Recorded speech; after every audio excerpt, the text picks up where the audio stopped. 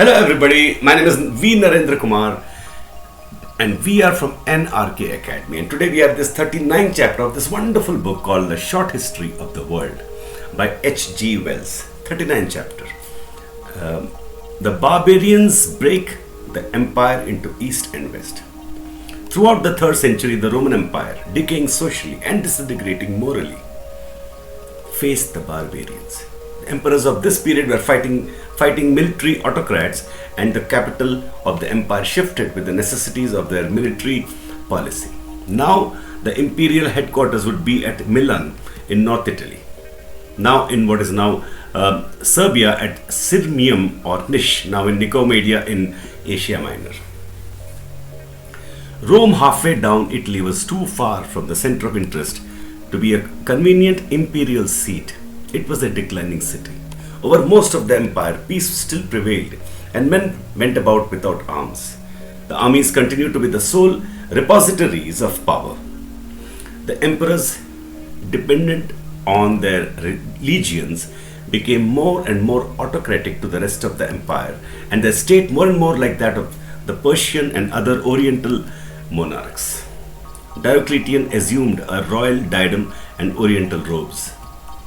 All along the imperial frontier, which ran roughly along the Rhine and Danube, enemies were now pressing. The Franks and other German tribes had come up to the Rhine. In North Hungary were the Vandals. In what was once Dacia and is now Romania, the Visigoths or West Goths. Behind these in South Russia were the East Goths or Ostrogoths, and beyond these, again in the Volga region, the Alans. But now Mongolian peoples were forcing their way towards Europe. The Huns were already exacting tribute from the Alans and Ostrogoths and pushing them to the west. In Asia, the Roman frontiers were crumbling back under the push of a renaissant Persia. This new Persia, the Persia of the Sassanid kings, was to be a vigorous and on the whole a successful rival of the Roman Empire in Asia for the next 3 centuries. A glance at the map of Europe will show the reader the peculiar weakness of the empire. The river Danube comes down to within a couple of 100 miles of the Adriatic Sea in the region of what is now Bosnia and Serbia. It makes a square re-entrant angle there. The Romans never kept their sea communications in good order, and this 200-mile strip of land was their line of communication between the western Latin-speaking part of the empire and the eastern Greek-speaking portion. Against the square angle of the Danube, the barbarian pressure was greatest. When they broke through there, it was inevitable that the empire should fall into 2 parts. A more vigorous empire might have thrust forward and reconquered Dacia, but the Roman Empire lacked any such vigor. Constantine the Great was certainly a monarch of great devotion and intelligence. He beat back a raid of the Goths from just these vital Balkan regions, but he had no force to carry the frontier across the Danube. He was too preoccupied with the internal weaknesses of the empire.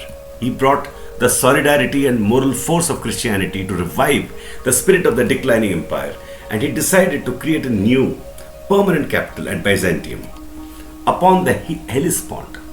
This new made Byzantium, which was rechristened Constantinople in his honor, was still building when he died.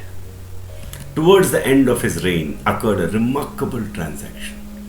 The Vandals, being pressed by the Goths, asked to be received into the Roman Empire. They were assigned lands in Pannonia, which is now that part of Hungary west of the Danube, and their fighting men became nominally legionaries.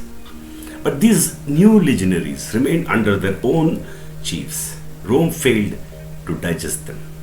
Constantine died working to reorganize his great realm, and soon the frontiers were ruptured again, and the Visigoths came almost to Constantinople. They defeated the Emperor Valens at Adrianople and made a settlement in what is now Bulgaria, similar to the settlement of the Vandals in Pannonia. Nominally, they were subjects of the emperor, practically they were conquerors. From 379 to 395 AD, reigned the Emperor Theodosius the Great, and while he reigned, the empire was still formally intact. Over the armies of Italy and Pannonia presided Stilicho, a Vandal over the armies in the Balkan Peninsula, Alaric, a Goth. When Theodosius died at the close of the 4th century, he left two sons. Alaric supported one of these, Arcadius in Constantinople, and Stilicho, the other, Honorius, in Italy. In other words, Alaric and Stilicho fought for the empire with the princes as puppets. In the course of their struggle, Alaric marched into Italy and after a short siege, took Rome. The opening half of the 5th century saw the whole of the Roman Empire in Europe the prey of robber armies of the barbarians. It is difficult to visualize the state of affairs in the world at that time. Over France, Spain, Italy, and the Balkan Peninsula, the great cities that had flourished under the early empire still stood, impoverished, partly depopulated, and falling into decay. Life in them must have been shallow, mean, and full of uncertainty. Local officials asserted their authority and went on with their work with such conscience as they had. No doubt in the name of a now remote and inaccessible emperor. The churches went on, but usually with illiterate priests. There was little reading, much superstition and fear, but everywhere, except where looters had destroyed them, books and pictures and statuary and such like works of art were still to be found. The life of the countryside had also degenerated. Everywhere, this Roman world was much more weedy and untidy than it had been. In some regions, war and pestilence had brought the land down to the level of a waste. Roads and forests were infested with robbers. Into such regions the barbarians marched with little or no opposition and set up their chiefs as rulers, often with Roman official titles. If they were half-civilized barbarians, they would give the conquered districts tolerable terms. They would take possession of their towns, associate and intermarry, and acquire with an accent the Latin speech.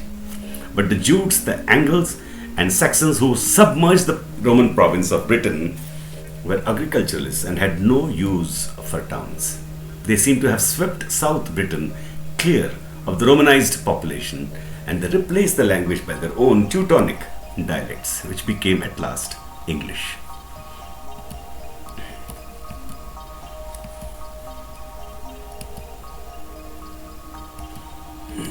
It is impossible in the space at our disposal to trace the movements of all the various German and Slavonic tribes as they went to and fro in the disorganized empire in search of plunder and a pleasant home.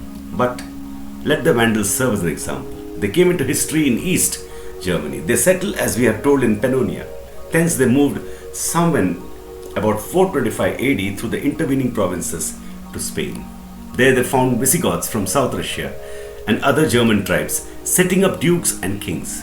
From Spain, the Vandals under Genseric sailed for North Africa, captured Carthage, and built a fleet.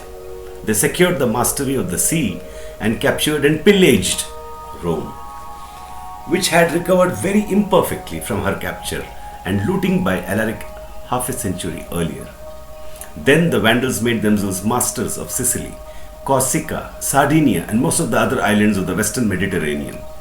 They made, in fact, a sea empire very similar in its extent to the sea empire of Carthage 700 odd years before.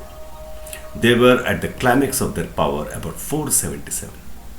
They were a mere handful of conquerors holding all this country. In the next century, almost all their territory had been reconquered for the empire of Constantinople during a transitory blaze of energy under Justinian I. The story of the Vandals is but one sample of a host of similar adventures.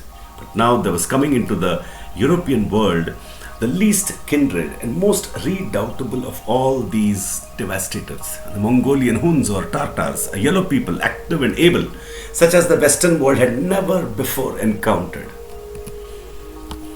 And that completes this chapter, and we'll go to the 40th chapter in the next section called The Huns and the End of the Western Empire. We'll see that in the next video. Thank you so much.